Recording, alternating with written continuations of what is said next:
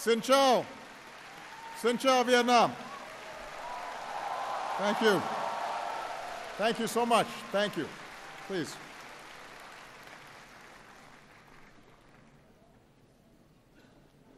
To the government and the people of Vietnam, thank you for this very warm welcome and the hospitality that you've shown me on this visit. And thank all of you for being here today.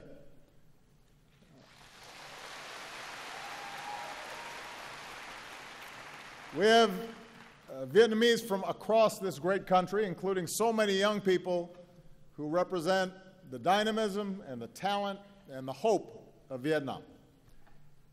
On this visit, my heart has been touched by the kindness for which the Vietnamese people are known. And the many people who've been lining the streets, smiling and waving, I feel the friendship between our peoples. Last night, I visited the old quarter here in Hanoi and enjoyed some outstanding Vietnamese food, tried some bún cha.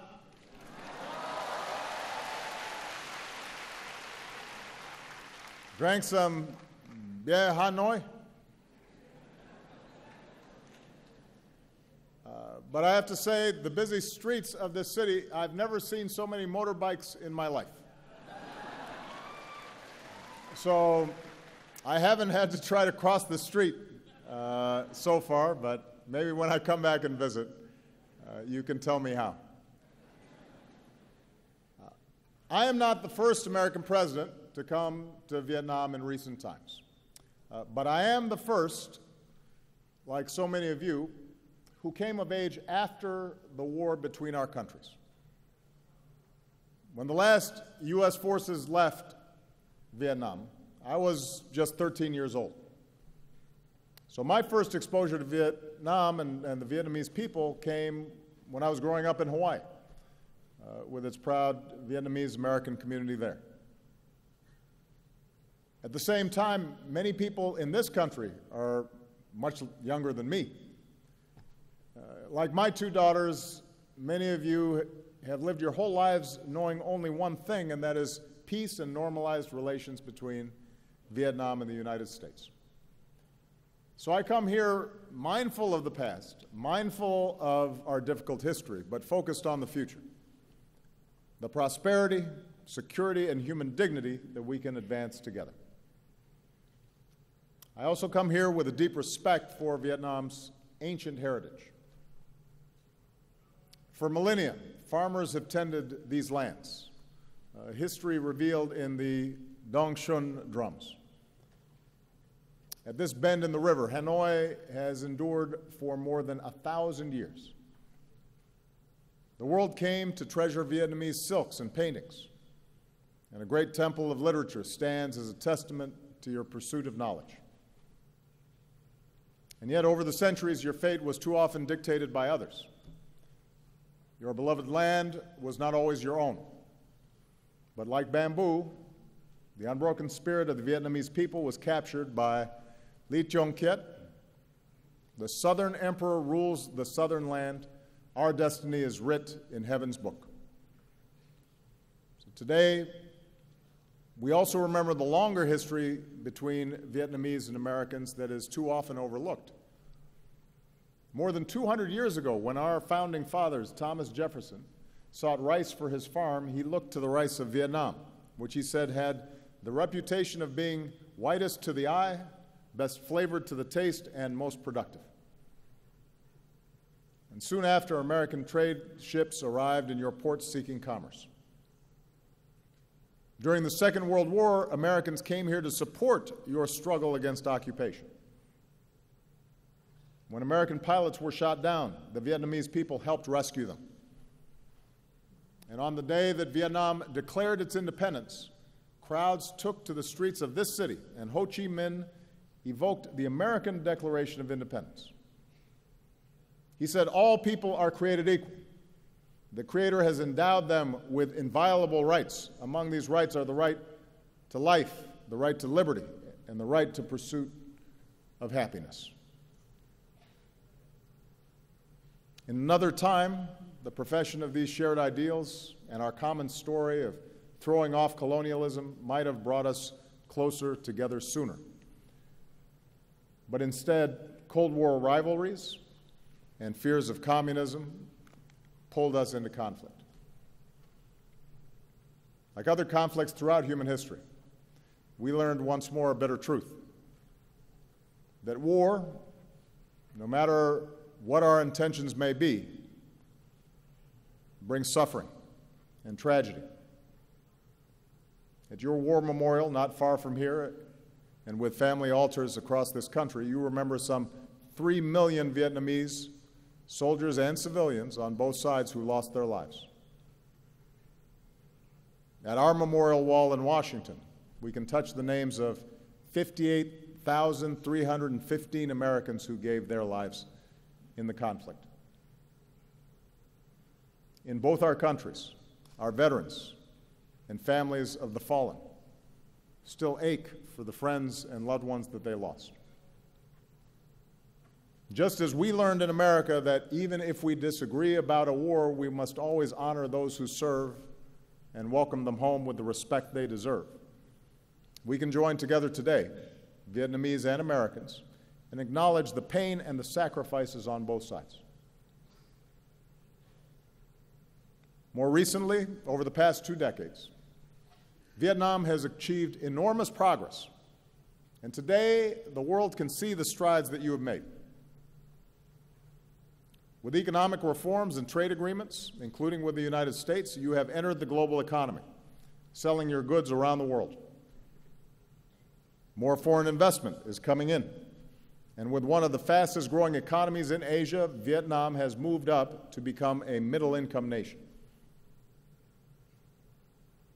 We see Vietnam's progress in the skyscrapers and high-rises of Hanoi and Ho Chi Minh City, new shopping malls and urban centers.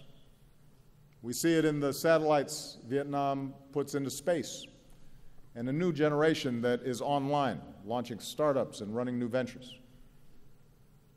We see it in the tens of millions of Vietnamese connected on Facebook and Instagram. And you're not just posting selfies, although I hear you do that a lot. And so far, there have been a number of people who have already asked me for selfies. You're also raising your voices for causes that you care about, like saving the old trees of Hanoi. So all this dynamism has delivered real progress in people's lives. Here in Vietnam, you've dramatically reduced extreme poverty, you've boosted family incomes, and lifted millions into a fast-growing middle class. Hunger, disease, child and maternal mortality are all down. The number of people with clean drinking water and electricity, the number of boys and girls in school, and your literacy rate, these are all up. So this is extraordinary progress. This is what you have been able to achieve in a very short time. And as Vietnam has transformed, so has the relationship between our two nations. We learned a lesson taught by the Venerable Thich Nhat Hanh, who said, "In true dialogue, both sides are willing to change." In this way, the very war that had divided us became a source for healing. It allowed us to account for the missing and finally bring them home. It allowed us to help remove landmines and unexploded bombs, because no child should ever lose a leg just playing outside.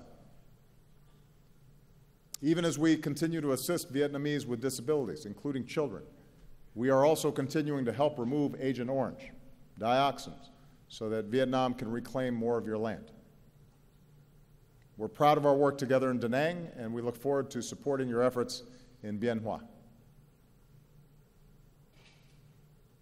Let's also not forget that the reconciliation between our countries was led by our veterans who once faced each other in battle. Think of Senator John McCain, who was held for years here as a prisoner of war, meeting General Zat, who said our countries should not be enemies but friends.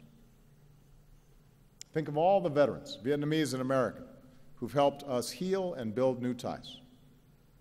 Few have done more in this regard over the years than a former Navy lieutenant and now Secretary of State for the United States, John Kerry, who is here today, and On behalf of all of us, John, we thank you for your extraordinary efforts.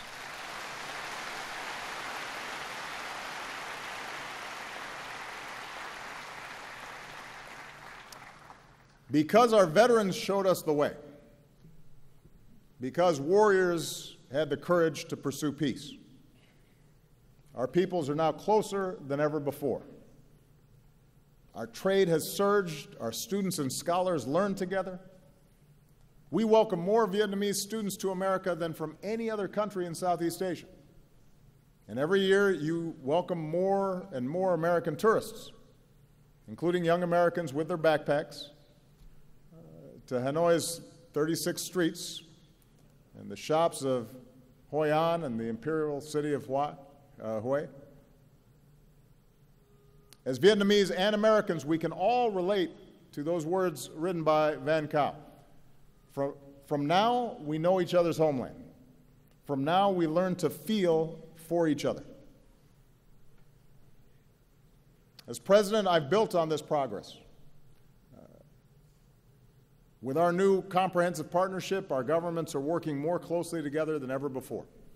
And with this visit, we've put our relationship on a firmer footing for decades to come. In a sense, the long story between our two nations that began with Thomas Jefferson more than 2 centuries ago has now come full circle.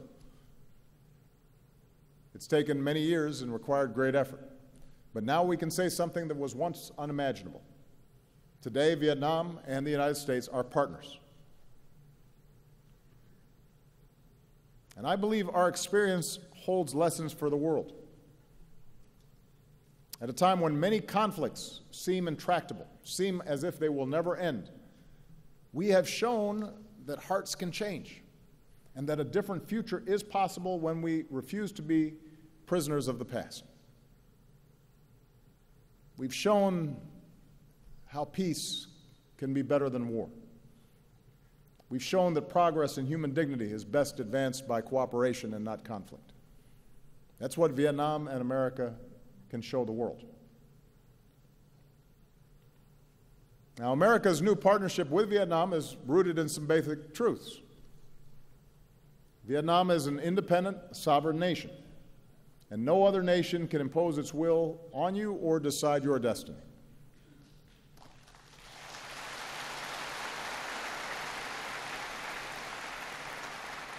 Now, the United States has an interest here. We have an interest in Vietnam's success. But our comprehensive partnership is still in its early stages. And with the time I have left, I want to share with you the vision that I believe can guide us in the decades ahead. First, let's work together to create real opportunity and prosperity for all of our people. We know the ingredients for economic success in the 21st century. In our global economy, investment and trade flows to wherever there is rule of law, because no one wants to pay a bribe to start a business. Nobody wants to sell their goods or go to school if they don't know how they're going to be treated. In knowledge-based economies, jobs go to where people have the freedom to think for themselves and exchange ideas and to innovate. And real economic partnerships are not just about one country extracting resources from another. They're about investing in our greatest resource, which is our people and their skills and their talents, whether you live in a big city or a rural village. And that's the kind of partnership that America offers. As I announced yesterday, the Peace Corps will come to Vietnam for the first time with a focus on teaching English. And a generation after young Americans came here to fight, a new generation of Americans are going to come here to teach and build and deepen the friendships between us.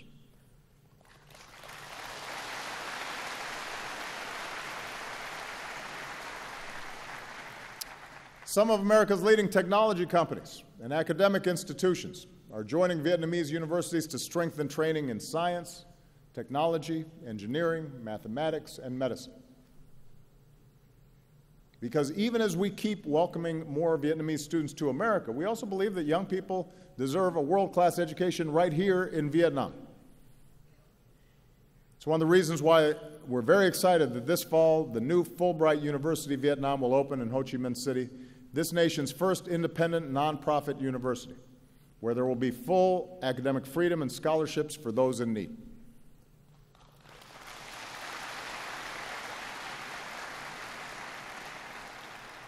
Students, scholars, researchers will focus on public policy and management and business, on engineering and computer science, and liberal arts. Everything from the poetry of Nguyen Zu to the philosophy of Fan Chu Ching to the mathematics of No Bao Cho. And we're going to keep partnering with young people and entrepreneurs because we believe that if you can just access the skills and technology and capital you need, then nothing can stand in your way, and that includes, by the way, the talented women of Vietnam. We think gender equality is an important principle. From Chung sisters to today, strong, confident women have always helped move Vietnam forward. And the evidence is clear. I say this wherever I go around the world. Families, communities, and countries are more prosperous when girls and women have an equal opportunity to succeed in school and at work and in government. That's true everywhere, and it's true here in Vietnam.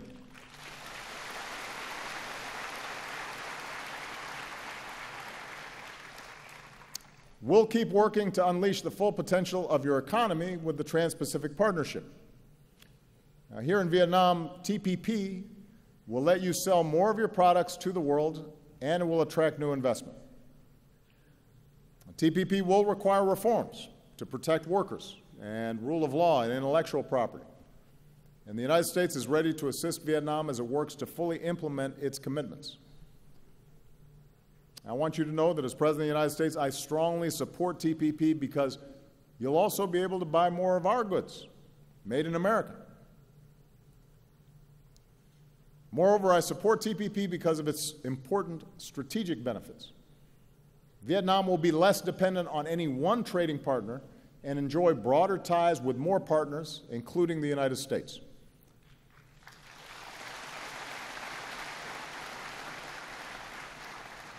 And TPP will reinforce regional cooperation. It will help address economic inequality and will advance human rights with higher wages and safer working conditions.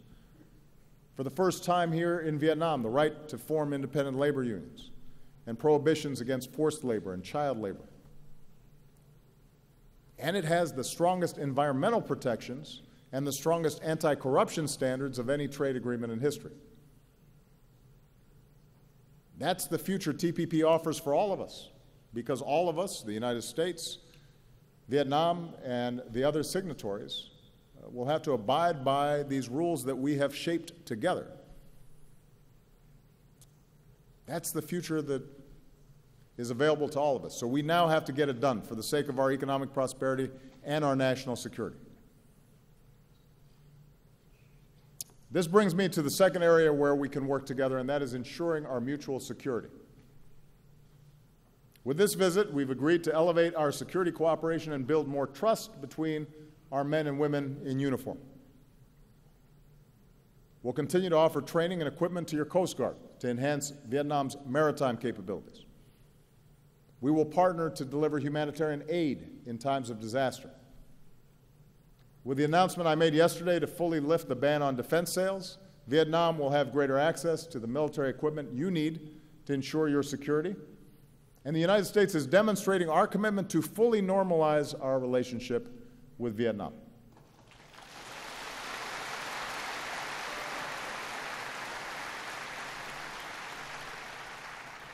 More broadly, the 20th century has taught all of us, including the United States and Vietnam, that the international order upon which our mutual security depends is rooted in certain rules and norms.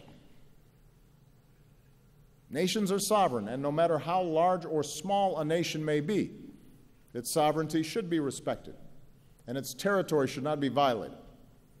Big nations should not bully smaller ones. Disputes should be resolved peacefully.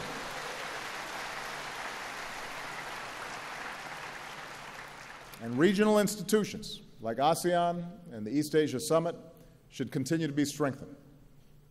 That's what I believe, that's what the United States believes, and that's the kind of partnership America offers this region. I look forward to advancing this spirit of respect and reconciliation later this year when I become the first U.S. president to visit Laos. In the South China Sea, the United States is not a claimant in current disputes, but we will stand with partners in upholding core principles like freedom of navigation and overflight, and lawful commerce that is not impeded, and the peaceful resolution of disputes through legal means in accordance with international law. And as we go forward, the United States will continue to fly, sail, and operate wherever international law allows, and we will support the right of all countries to do the same.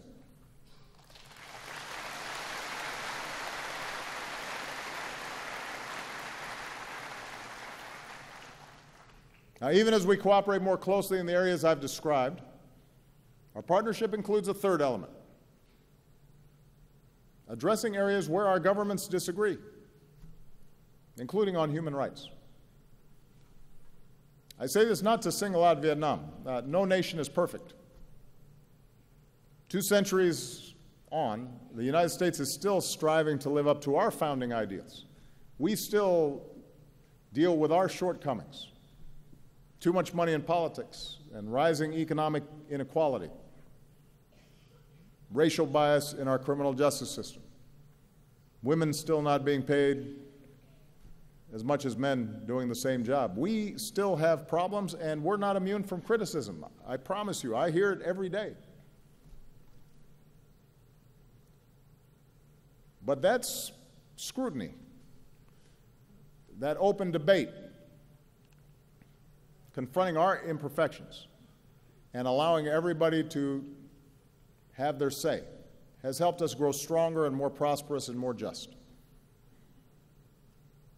I've said this before: the United States does not seek to impose our form of government on Vietnam. The rights I speak of, I believe, are not American values. I think they are universal values, written into the Universal Declaration of Human Rights. They're written into the Vietnamese Constitution, which states that citizens have the right to freedom of speech and freedom of the press, and have the right of access to information, the right to assembly, the right to association, and the right to demonstrate. That's in the Vietnamese Constitution.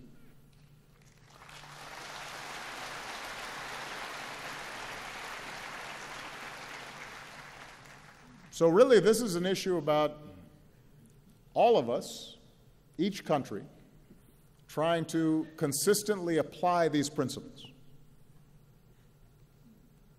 making sure that we, those of us in government, are being true to these ideals. In recent years, Vietnam has made some progress. Vietnam's committed to bringing its laws in line with its new constitution and with international norms. Under recently passed laws, the government will disclose more of its budget, and the public will have the right to access more information. And as I said, Vietnam has committed to economic and labor reforms under the TPP. So these are all positive steps. And ultimately, the future of Vietnam will be decided by the people of Vietnam. Every country will chart its own path, and our 2 nations have different traditions and different political systems and different cultures. But as a friend of Vietnam, allow me to share my view, why I believe nations are more successful when universal rights are upheld. When there's freedom of expression and freedom of speech, and when people can share ideas and access the internet and social media without restriction, that fuels the innovation economies need to thrive. That's where new ideas happen. That's how a Facebook starts. That's how some of our greatest companies began. Because somebody had a new idea that was different, and they were able to share it. When there's freedom of the press, when journalists and bloggers are able to shine a light on injustice or abuse, that holds officials accountable and builds public confidence that the system works. When candidates can run for office and campaign freely, and voters can choose their own leaders in free and fair elections, it makes the countries more stable because citizens know that their voices count and that peaceful change is possible. And it brings new people into the system. When there's freedom of religion, it not only allows people to fully express the love and compassion that are at the heart of all great religions, but it allows faith groups to serve their own communities through schools and hospitals and care for the poor and the vulnerable. And when there's freedom of assembly and citizens are free to organize in civil society, then countries can better address challenges that government sometimes cannot solve by itself. So it is my view that upholding these rights is not a threat to stability, but actually reinforces stability and is the foundation of progress. After all, it was a yearning for these very rights that inspired people around the world, including Vietnam, to throw off colonialism. And I believe that upholding these rights is the fullest expression of the independence that so many cherish, including here, in a nation that proclaims itself to be of the people, by the people, and for the people. Vietnam will do it differently than the United States does. And each of us will do it differently from many other countries around the world. But there are these basic principles that I think we all have to try to work on and improve. And I say this as somebody who's about to leave office. So I have the benefit of almost 8 years now of reflecting on how our system has worked and interacting with countries around the world who are constantly trying to improve their systems as well. Now, finally, our partnership, I think, can meet global challenges that no nation can solve by itself. If we're going to ensure the health of our people and the beauty of our planet, then development has to be sustainable. Natural wonders like Ha Long Bay and Sundong Cave have to be preserved for our children and our grandchildren. Rising seas threaten the coasts and waterways on which so many Vietnamese depend. And so, as partners in the fight against climate change, we need to fulfill the commitments we made in Paris, and we need to help farmers and villages and people who depend on fishing to adapt and to bring more clean energy to places like the Mekong Delta. This is a rice bowl of the world that we need to feed future generations. And we can save lives beyond our borders. By helping other countries strengthen, for example, their health systems, we can prevent outbreaks of disease from becoming epidemics that threaten all of us. And as Vietnam deepens its commitment to UN peacekeeping, the United States is proud to help train your peacekeepers. And what a truly remarkable thing that is. Our two nations that once fought each other now standing together and helping others achieve peace as well. So in addition to our bilateral relationship, our partnership also allows us to help shape the international environment in ways that are positive. Now, fully realizing the vision that I've described today is not going to happen overnight, and it is not inevitable. There may be stumbles and setbacks along the way. There are going to be times where there are misunderstandings. It will take sustained effort and true dialogue where both sides continue to change. But considering all the history and hurdles that we've already overcome, I stand before you today very optimistic about our future together.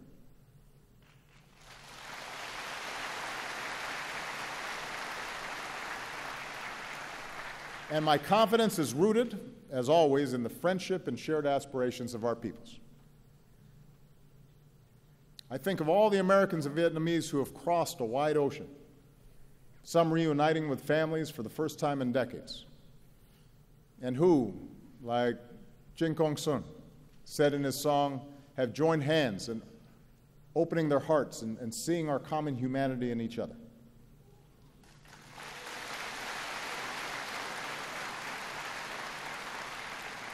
I think of all the Vietnamese Americans who've succeeded in every walk of life: doctors, journalists, judges, public servants. One of them, who was born here, wrote me a letter and said, "By God's grace, I've been able to live the American dream. I'm very proud to be an American, but also very proud to be Vietnamese." And today he's here. Today he's here, back in the country of his birth, because he said his personal passion is improving the life of every Vietnamese person. I think of a new generation of Vietnamese, so many of you, so many of the young people who are here, who are ready to make your mark on the world. And I want to say to all the young people listening, your talent, your drive, your dreams, in those things Vietnam has everything it needs to thrive. And your destiny is in your hands. This is your moment, and as you pursue the future that you want, I want you to know that the United States of America will be right there with you as your partner and as your friend.